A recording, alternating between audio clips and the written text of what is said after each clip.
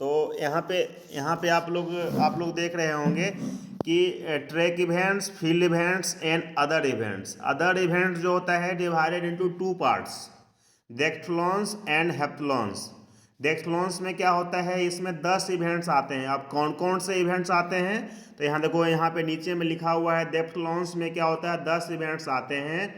Mains events, डेप्थलॉन्स जो होता है ओनली फॉर मेन, इसमें सिर्फ और सिर्फ बॉयज़ के लिए कराया जाता है। इसमें 10 इवेंट्स होते हैं। इसमें किसी कंडीशन क्या है कि 6 फील्ड इवेंट्स होते हैं और 4 ट्रैक इवेंट्स होते हैं।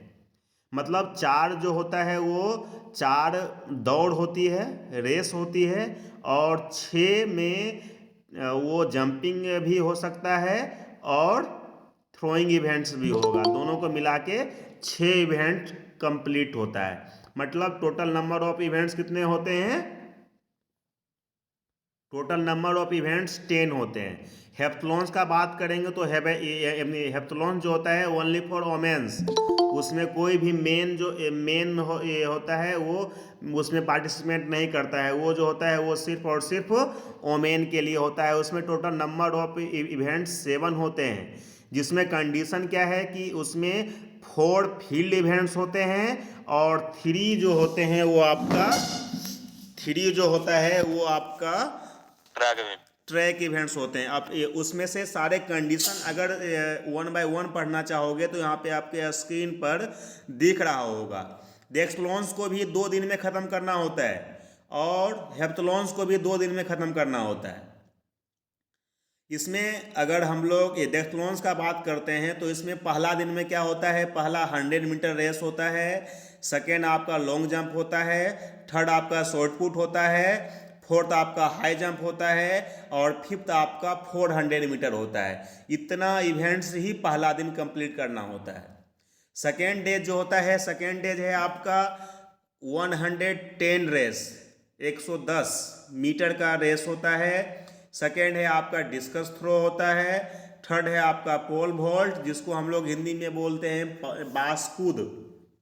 पोल वॉल्ट को हम लोग हिंदी में बोलते हैं बांसकूद। और फोर्थ होता है जेवलिन थ्रो एंड लास्ट होता है 1500 मीटर रेस। ये 10 इवेंट्स होते हैं डेक्थलॉन्स में। और एक चीज़ हमेशा याद होना चाहिए कि ओनली फॉर मेन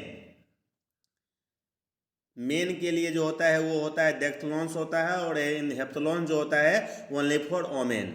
इसमें पहला दिन में होता है 100 मीटर हडल। हडल समझते हो, हडल समझते हो, जिसको नाम सुना होगा बाधा दौड़ है ना। उसमें कुछ बाधाएं होती है, कुछ हाइट की होती है, उसमें हम लोग उसको जंप के साथ उसको पार करते हैं उसी को बोलते हैं हडल्स।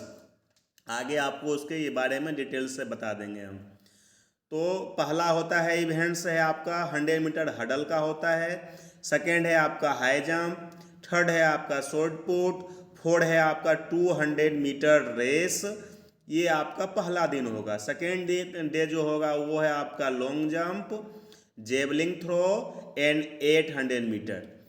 डेक्थलॉन्स और हेप्थलॉन्स जो है वो टूर्नामेंट्स को कराने के लिए यह 2 मेथड बनाया गया है, जिससे बहुत सारे प्लेयर अगर ज़्यादा भी आते हैं तो उसको 2 दिन में ख़त्म किया जा सकता है। और इसी तरह से इसमें एक में 10 इवेंट्स होते हैं और एक में 7 इवेंट्स होते हैं। अब हम लोग आपके सामने में दिख रहा होगा, ये इसी को बोलते हैं ट्रैक। ट्रैक में टोटल नंबर ऑफ लाइन 8 होता है। टोटल नंबर ऑफ जो गली, जिसको हम लोग हिंदी में बोलते हैं गली, जहाँ पे प्लेयर दौड़ता है, टोटल नंबर ऑफ लाइन 8 होना चाहिए। मिनिमम आपका 5 लाइन होना चाहिए ट्रैक में। There are 2 type of track, पता है ट्रैक कितने प्रकार का होता है?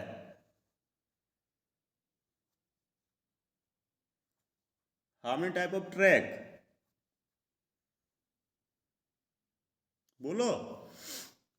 ट्रैक जो होता है आप लोग शायद देखे भी होंगे कि ऐसे तो ट्रैक होता है 3 तरह का होता है। लेकिन आप लोग देखे होंगे, एक तो नॉर्मल जो होता है ग्राउंड में होता है, एक होता है सिंथेटिक्स होता है जो कि इंडोर बनाया जाता है, ठीक है। और एक एक होता है कि दोनों को ये मिक्स होता है, जो कि आधा वो लकड़ी का बना होता है और आधा ऐसे नॉर्मल होता है। तो ऐसे ऐसे आप लोग सुने भी होंगे कि या तो ट्रैक जो बनता है वो 400 मीटर का बनता है, नहीं तो 200 मीटर का बनता है। सुने हैं या नहीं सुने हैं? Yes stand sir. Yes sir. हाँ, स्टैंडर्ड ट्रैक जो होता है वो 400 मीटर का होता है। अगर जहाँ पे जगह का दिक्कत होता है, उतना लेंथ एंड ब्रेथ नहीं होता है, तो वहाँ पे लोग अपने आवश्यकता अनुसार 200 मीटर का ट्रैक भी बना लेते हैं।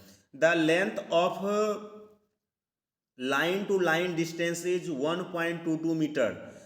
कोई भी लाइन जो होती है, जो हम बताए कि 8 लाइन होती है, आपके स्क्रीन पे दिख रहा होगा, तो ये जो रेड रेड जो आपको दिख रहा है, ये टोटल नंबर ऑफ लाइन 8 होता है। और लाइन टू लाइन का डिस्टेंस होता है 1.22 मीटर। देखो यहाँ पे आपको लिखा हुआ मिल रहा है, width of the line, line to line का डिस्टेंस कितना होता है? 1.22 मीटर। लाइन से लाइन की बीच की दूरी होती है 1.22 मीटर। यहाँ तक क्लियर? Yes sir. यहाँ तक क्लियर हो गया? ठीक है, चलो नेक्स्ट में है आपका, बता ही दिए, 200 मीटर का ट्रैक होता है और 400 का मीटर का ट्रैक होता है। अब एक वर्ड का यूज किया जाता है, शायद आप लोग भी आपके माइंड तक आया होगा, अस्टेगड़। अस्टेगड़ समझते हैं? अस्टेगड़ क्या होता है? ट्रैक बनाने वाले जो भी होते हैं, कहीं पे अगर ट्रैक बनाते हैं तो वहाँ पे 2 शब्द का हमेशा प्रयोग करते हैं। इसमें फुल अस्टेगर दिया जाएगा या हाफ अस्टेगर दिया जाएगा। अस्टेगर क्या होता है कि देखो, जब जब कोई भी ट्रैक होता है, तो जब ट्रैक अगर पहला लाइन है, अगर कोई भी प्लेयर अगर पहला लाइन कंप्लीट करता है 1 round, then complete is the 400 metre. अगर कोई भी प्लेयर अगर एक राउंड कंप्लीट करता है तो 400 मीटर कंप्लीट करता है। अगर जो भी प्लेयर सेकेंड लाइन में है, अगर वो एक राउंड कंप्लीट करता है तो वो 400 मीटर से कुछ ना कुछ ज़्यादा डिस्टेंस कवर करता है। तो वो जो ज़्यादा डिस्टेंस कवर करता है, उसको कम करने के लिए उसमें अस्टेगर दिया जाता है। आप लोग देखे होंगे टीवी पे कि पहले को कहीं और खड़ा करते हैं, सेकेंड को कहीं और खड़ा करते हैं, थर्ड को कहीं और खड़ा करते हैं। तो उसमें क्या करते हैं कि हम लोग उसके बीच का डिस्टेंस निकालते हैं कि जहाँ भी प्लेयर जहाँ से खड़ा होकर रनिंग करे और सभी का डिस्टेंस सेम हो। डिस्टेंस को सेम करने के लिए हम लोग उसमें अस्टेगर देते हैं।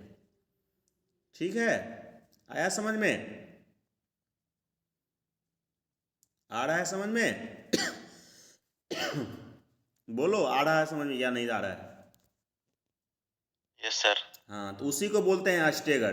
तो हम लोग डिस्टेंस को कम करने के लिए अस्टेगर देते हैं कि कोई भी प्लेयर अगर 1 लाइन में दौड़ रहा है और कोई भी प्लेयर अगर 8 लाइन में दौड़ रहा है, लेकिन अगर एक साथ रनिंग स्टार्ट करता है, अगर वहाँ पे वो 2 राउंड कंप्लीट करता है, तो टोटल डिस्टेंस जो होगा सबका सेम होना चाहिए। इसीलिए हम लोग उसमें अस्टेगर देते हैं और सभी प्लेयर को अलग अलग जगह पे से हम लोग स्टार्टिंग देते हैं। एक जगह से स्टार्टिंग नहीं होता है। लेकिन अगर जहाँ पे 1600 मीटर का रेस होता है, जहाँ पे 3000 का रेस होता है, वहाँ पे देखा होगा स्टार्टिंग जो दिया जाता है वो स्टैंडिंग पोजीशन में दिया जाता है। और 1500 के ऊपर जितने भी रेस होते हैं उसे स्टैंडिंग खड़ा करके स्टार्ट किया जाता है और एक ही लाइन में दौड़ने के लिए कहा जाता है। वहाँ पे कोई डिस्टेंस का अंतर नहीं आए, इसीलिए सभी को एक लाइन में दौड़ने के लिए कहा जाता है।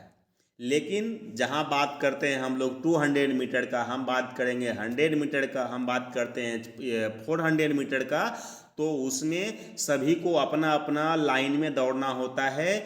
और अगर सभी लोग अपना अपना लाइन में दौड़ेंगे और सभी को 400 मीटर कंप्लीट करना होता है, तो डिस्टेंस में अंतर ना ही आए, इसलिए हम लोग उसमें अस्टेगर देते हैं। उसका फार्मूला होता है, आप लोग जब ये अच्छे से पढ़ेंगे, डिस्टेंस थोड़ा सा ये डिटेल से पढ़ेंगे, तो वो फार्मूला बताया जाएगा। जैसे कि उसमें होता है टोटल लेंथ निकालने के लिए अलग होता है, सर्कमफ्रेंस निकालने के लिए अलग होता है, मार्किंग करने के लिए अलग होता है। सबका फार्मूला आपके स्क्रीन पे दिख भी रहा होगा। शायद ये चीज़ आपको अभी समझ में नहीं आएगा, ये 11-12 का है। और अगर फिजिकली क्लास होता तो मैं आपको पूरा डिटेल से करके बता देता हूँ। ऐसे ये फाइल जो है मैं आपको ग्रुप में शेयर कर दूँगा। आप लोग कोशिश करेंगे तो समझ में आ भी जाएगा आप लोगों को, कोई दिक्कत नहीं है, ये उतना हार्ड नहीं है। यहाँ पे देखो लिखा हुआ है फुल स्टेगर का फार्मूला क्या होता है, W into n minus 1 minus 10 centimetre into 2πr। W का मतलब विड्थ ऑफ लाइन 1.22 मीटर, बताए ना अभी। विड्थ ऑफ लाइन क्या होता है 1.22 मीटर। और एन का मतलब क्या है, नंबर ऑफ लाइन, मतलब एन का मतलब हम लोग जिस लाइन का स्टेगर निकालना चाहते हैं तो वहाँ का, यहाँ पे अगर मान लो कि हम लोग यहाँ पे निकालते हैं ये 6 का निकालना चाहते हैं तो यहाँ पे लिखेंगे 1.22 metre into 6 minus 1 minus 10 centimetre into 2π। यहाँ पाई का मान क्या होता है 3 पॉइंट, पाई का मान बताओ 3.14 3.14। तो यहाँ पे अपना वो लिखेंगे। तो यहाँ पे ये W का मतलब क्या हुआ, विड्थ ऑफ लाइन, और N का मतलब हुआ नंबर ऑफ लाइन। जिस भी लाइन का निकालना होगा हम लोग उसको वहाँ से निकाल सकते हैं और उसे स्टेगर दे सकते हैं। ये देखो आपके स्क्रीन पर दिख रहा होगा, ये जो लाइन में दिया हुआ है ये इसी को बोलते हैं स्टेगर। कोई भी पहला प्लेयर यहाँ से दौड़ेगा, सेकेंड यहाँ से दौड़ेगा, थर्ड यहाँ से दौड़ेगा, फोर्थ यहाँ से दौड़ेगा, फिफ्थ यहाँ से, 6 यहाँ से, 7 यहाँ से, इसी को बोलते हैं हम लोग स्टेगर बोलते हैं। शायद आप लोग देखे भी होंगे। ठीक है, उसके बाद नीचे आते हैं। इस तरह से आपको हम समझा दिए। ये तो रेस का बात पूरा हो गया है ना। उसके बाद आप लोग देखे होंगे, अब हम लोग बात करते हैं फील्ड इवेंट्स का। तो फील्ड इवेंट्स का हम लोग जब भी बात करेंगे तो क्या होता है, फील्ड इवेंट्स में, फील्ड इवेंट्स को कितने भाग में ये डिवाइड किया